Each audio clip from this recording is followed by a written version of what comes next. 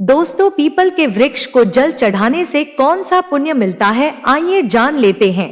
एक नागिन के उद्धार की इस महान कथा के माध्यम से समुद्र की गहराइयों में स्थित क्षीर सागर, वहां का दृश्य अत्यंत दिव्य और मनोहर था। क्षीर सागर में लहरों के बीच में शेष नाग की शैया पर भगवान विष्णु सुकून से विराजमान थे। उनका नील वर्णी शरीर दिव्य आभा बिखेर रहा था। उनके समीप माता लक्ष्मी उनके चरण दबा रही थी। चारों ओर दिव्य प्रकाश था और वातावरण में शांत संगीत की ध्वनि गूंज रही थी। इसी बीच एक पावन पथ से आकाश मार्ग होते हुए देवर्षि नारद जी वहां पहुंचे। नारद जी के हाथ में उनका दिव्य वीणा था और मुख पर हल्की चिंता की रेखाएं थी। भगवान विष्णु ने नारद जी को देखा और मंद मुस्कान के साथ कहा, पधारो नारद, तुम्हारा स्वागत है। ऐसा प्रतीत होता है कि तुम कुछ व्यग्र हो, क्या बात है? क्या तुम्हारे भ्रमण में कोई अनहोनी घटी है? नारद जी ने शीश झुकाकर भगवान विष्णु को प्रणाम किया और कहा, हे प्रभु, मैं अभी अभी पृथ्वी लोक से लौट कर आ रहा हूँ।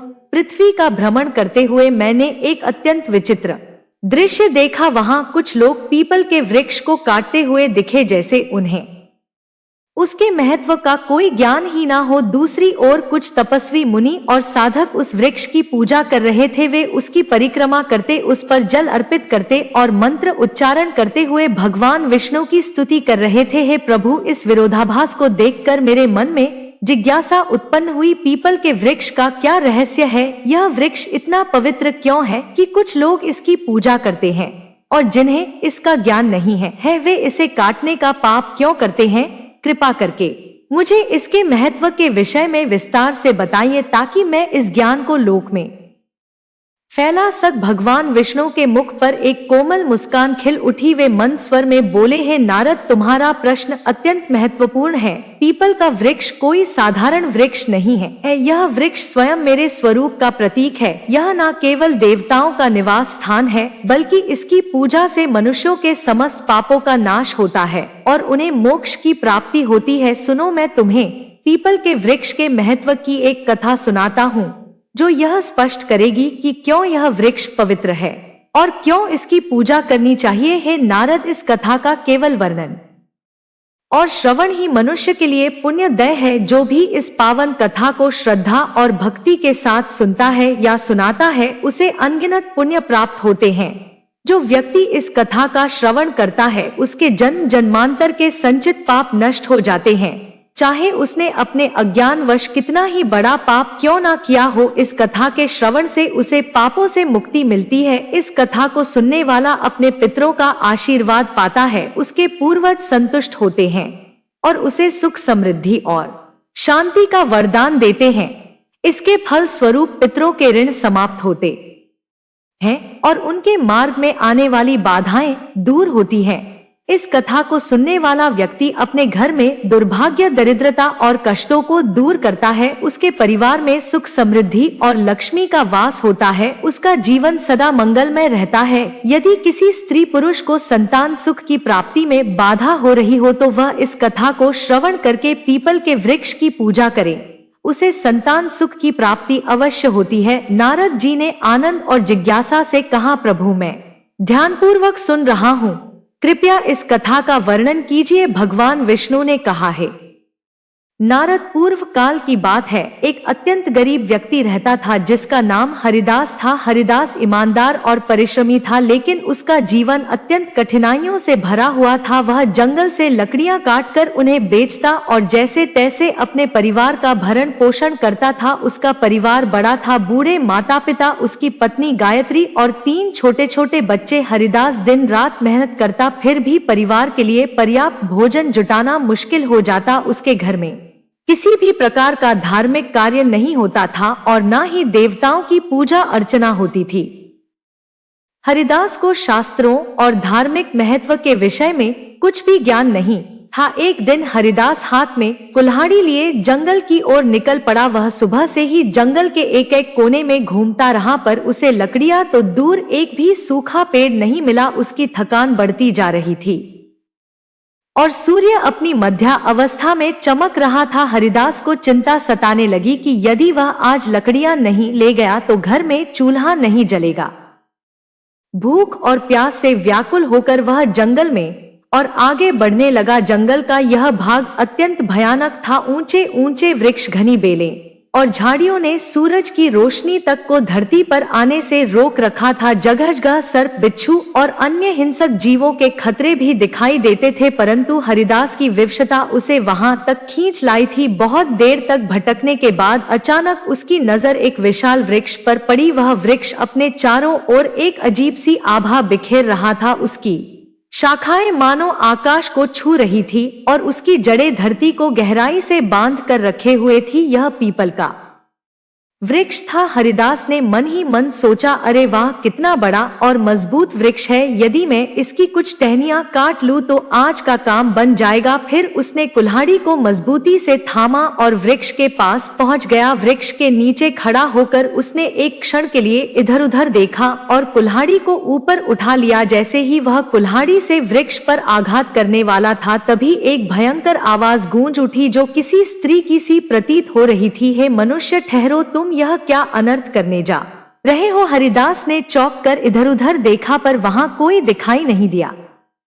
अगले ही क्षण वृक्ष के तने के पास से एक भयानक काले रंग का सर्प प्रकट हुआ। उस सर्प की आंखें चमक रही थी, मानो उनमें अग्नि की ज्वालाएं जल रही हो। हरिदास भयभीत होकर पीछे हट गया। सर्प धीरे धीरे उसके सामने आकार लेने लगा। वह अब सर्प नहीं बल्कि एक सुंदर स्त्री का स्वरूप धारण कर चुका था। यह कोई साधारण स्त्री नहीं थी बल्कि एक नाग कन्या थी। उसका चेहरा तेजस्वी था और उसकी आंखों में अपार रहस्य झलक रहा था। फिर नाग कन्या ने गंभीर स्वर में कहा, हे मनुष्य, तुम यह पवित्र पीपल का वृक्ष काटने जा रहे थे। क्या तुम्हें इसका ज्ञान नहीं कि पीपल के वृक्ष में देवताओं का वास होता है? इसे काटने से तुम्हें महान पाप लगेगा। हरिदास की सांसें तेज हो गई। वह भयभीत होकर कांपते स्वर में बोला, हे देवी, आप कौन हैं और मुझसे मनुष्य की वाणी में बात कैसे कर रही हैं?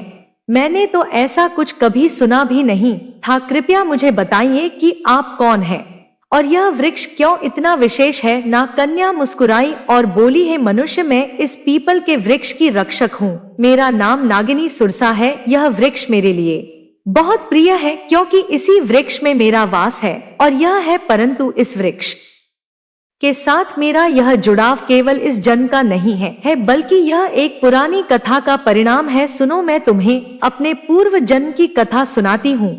यह कहते हुए नाग कन्या सुरसा का चेहरा गंभीर हो गया। उसकी आंखों में अतीत का एक गहरा रहस्य चमक उठा। हरिदास विस्मय और जिज्ञासा से उसकी ओर देखने लगा क्योंकि यह सब उसके लिए अत्यंत अद्भुत और विचित्र था। नाग कन्या ने अपना वृतांत आरंभ किया। नाग कन्या ने गहरी सांस ली और हरिदास की ओर देखते हुए कहा, है मनुष्य, पिछले जन्म में मेरा नाम सुमति था। मैं एक प्रतिष्ठित वैश्य परिवार में जन्म थी। मेरे पिता एक धनवान व्यापारी थे और मेरे विवाह का आयोजन उन्होंने बड़ी धूमधाम से किया। मेरा विवाह एक पुण्यात्मा और ज्ञानी वैश्य पुत्र से हुआ जिसका नाम धर्मपाल था। मेरे पति अत्यंत धार्मिक प्रवृत्ति के थे और अनाज का व्यापार करते थे। उनका जीवन सादा लेकिन धर्म और सत्कर्म में लीन था, किंतु मैं उनके गुणों से सर्वथा विपरीत थी। मेरा स्वभाव अत्यंत स्वार्थी और अहंकारी था। मैं ना तो अपने पति का आदर करती थी और ना ही किसी प्रकार के धर्म कर्म में रुचि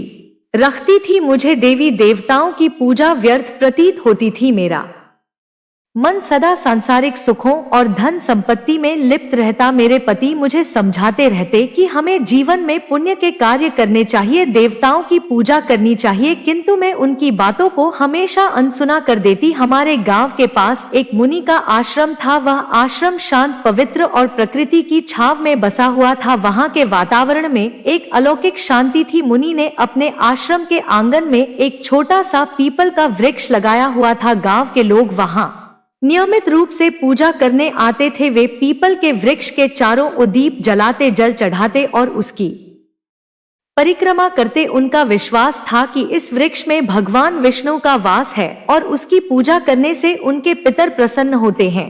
लोगों की श्रद्धा और भक्ति से वह वृक्ष बहुत ही कम समय में विशाल हो गया। एक दिन की बात है, मैं उस आश्रम के पास से गुजर रही थी। वहां मैंने देखा कि एक ब्राह्मण अत्यंत श्रद्धा से उस पीपल वृक्ष की पूजा कर रहा था। वह वृक्ष के तले जल चढ़ा रहा था और मंत्रोच्चार कर रहा था। यह दृश्य देखकर मैं ठहाका मारकर हंसने लगी और कटु स्वर में कहा, अरे ब्राह्मण, तुम मूर्खों की तरह इस वृक्ष की पूजा क्यों कर रहे हो? यह तो केवल एक पेड़ है, ना फल देता है ना फूल। क्या यह पेड़ किसी काम का भी है? यह व्यर्थ का ढोंग है, तुम्हारी पूजा का कोई लाभ नहीं है। मेरे शब्द सुनकर वह ब्राह्मण अत्यंत शांत भाव से मेरी ओर देखता रहा। फिर वह गंभीर स्वर में बोला, हे देवी, तुम्हारा अज्ञान ही तुम्हारे इस व्यवहार का कारण है। क्या तुम्हें ज्ञात नहीं कि यह पीपल का वृक्ष मात्र एक साधारण वृक्ष नहीं है?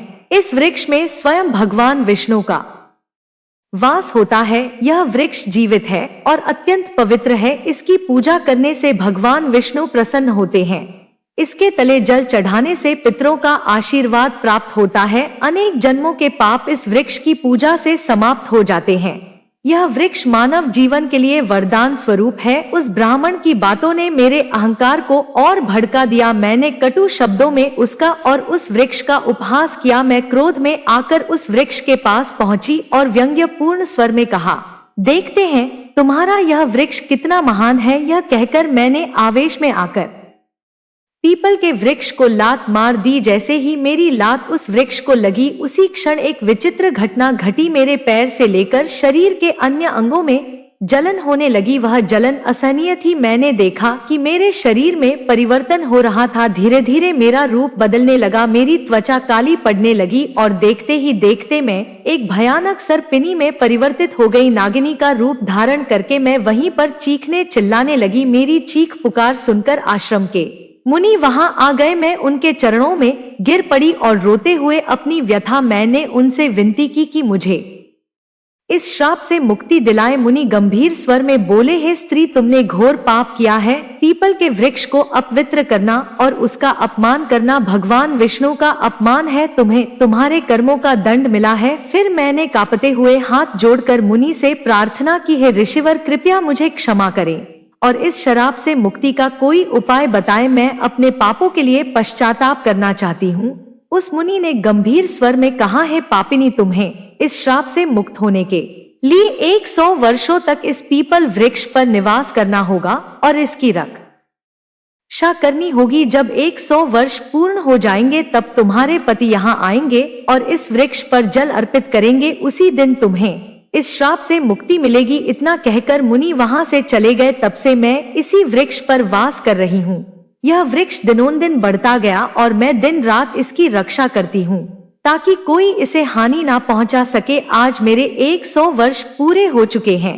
मैं प्रतीक्षा कर रही हूँ कि मेरे पति धर्मपाल यहाँ आई और इस वृक्ष पर जल अर्पित करें, तभी मुझे इस सर्प योनि से मुक्ति मिलेगी। यह कहते हुए नागकन्या की आंखों में आंसू आ गए। उसकी आवाज में पीड़ा और पश्चाताप स्पष्ट झलक रहा था। हरिदास यह सब सुनकर अवाक रह गया। वह समझ नहीं पा रहा था कि जो कुछ उसने सुना वह सपना था या सच्चाई। उसके हृदय में भय और श्रद्धा का संचार हो रहा था। नागकन्या की करुणामय कथा सुनकर हरिदास स्तब्ध रह गया। उसकी आंखों में आश्चर्य और अविश्वास के भाव तैरने लगे। उसे यह बात समझ में नहीं आ रही थी कि वह स्वयं इस घटना से किस प्रकार जुड़ा हुआ था। तभी एक दिव्य तेज से आश्रम के मुनि वह प्रकट हुए। उनका स्वर गंभीर और आशीर्वाद से भरा हुआ था। मुनि ने हरिदास की ओर देखते हुए कहा, है हरिदास, यह सब तुम्हारे पूर्व जन्म के कर्मों का ही परिणाम है। क्या तुम जानना चाहते हो कि तुम इस नाग कन्या के जीवन में क्या स्थान रखते हो? हरिदास ने विस्मय से मुनि की ओर देखा और कांपते स्वर में कहा, है ऋषिवर, कृपया मुझ पर कृपा करें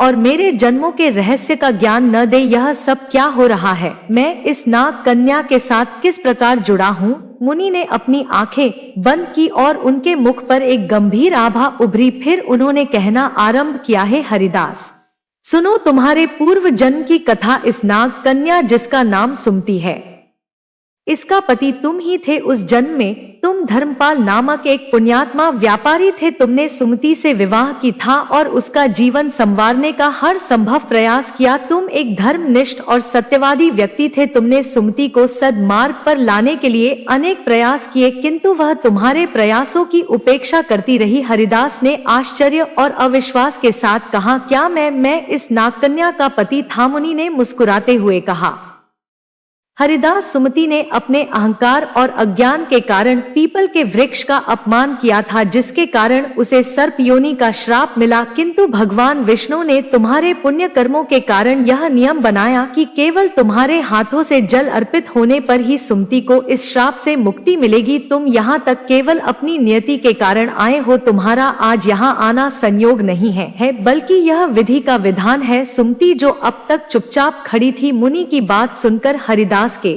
चरणों में गिर पड़ी। उसकी आंखों से आंसुओं की धार बहने लगी। वह कांपते स्वर में बोली, है स्वामी, मैं अपने पूर्व जन्म के पापों के लिए आपसे क्षमा मांगती हूँ। मेरे अहंकार और अज्ञान के कारण मैंने आपको दुख पहुंचाया और इस पीपल वृक्ष का अपमान किया, किंतु आज मैं आपसे एक बार फिर प्रार्थना करती हूँ, कृपया इस पवित्र वृक्ष पर जल अर्पित कर मुझे इस श्राप से मुक्त करें।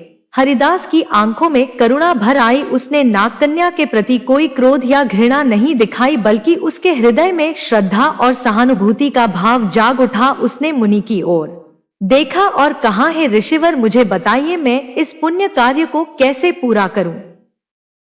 मुनि ने हरिदास को पीपल वृक्ष के पास ले जाकर कहा, है वत्स, इस वृक्ष पर श्रद्धा से जल अर्पित करो और भगवान विष्णु का स्मरण करो। इससे तुम्हारे पूर्व जन्म के बंधन समाप्त हो जाएंगे और सुमति को भी मुक्ति मिलेगी। हरिदास ने पास ही रखे कलश से जल भरा। वह पीपल वृक्ष के सामने खड़ा हुआ और अपने मन में भगवान विष्णु का ध्यान करते हुए जल अर्पित करने लगा। जैसे ही उसने जल की धार पीपल पल की जड़ों में चढ़ाई, एक अद्भुत घटना घटी। पीपल वृक्ष के नीचे एक दिव्य प्रकाश फैला और नागकन्या का सब रूप धीरे धीरे नष्ट होने लगा। स्थान पर एक सुंदर तेजस्वी स्त्री प्रकट हुई। उसका चेहरा चमक रहा था, मानो वह स्वयं एक देवी हो। सुमति ने हाथ जोड़कर हरिदास और मुनि को प्रणाम किया। सुमति ने कहा, है स्वामी, आपके पुण्य और भगवान विष्णु की कृपा से मुझे आज इस अभिशाप से मुक्ति मिली है। मैं आपके प्रति कृतज्ञ हूँ।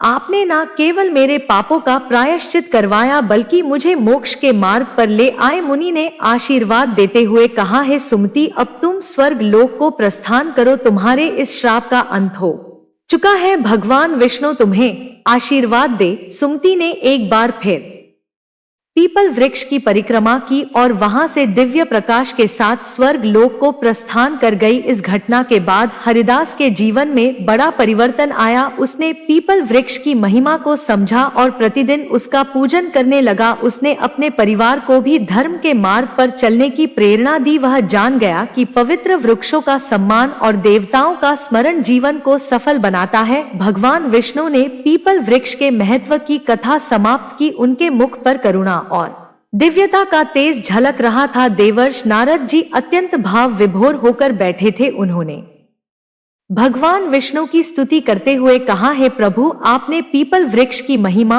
और यह कथा सुनाकर मेरी जिज्ञासा को शांत किया। मैं धन्य हो गया। इस कथा से यह स्पष्ट हुआ कि मनुष्य अपने अज्ञान और अहंकार के कारण ही पाप के मार्ग पर चलता है, किंतु आपकी कृपा से ही उसका उद्धार संभव है। यह वृक्ष न केवल पवित्र है, बल्कि स्वयं आपका दिव्य स्वरूप है। भगवान विष्णु मुस्कुराते हुए बोले, है नारद, यह सत्य है। पीपल का वृक्ष सृष्टि का जीवन है। इसकी जड़ में मैं स्वयं निवास करता हूँ, तने में भगवान शिव का वास है और शाखाओं में ब्रह्मा का।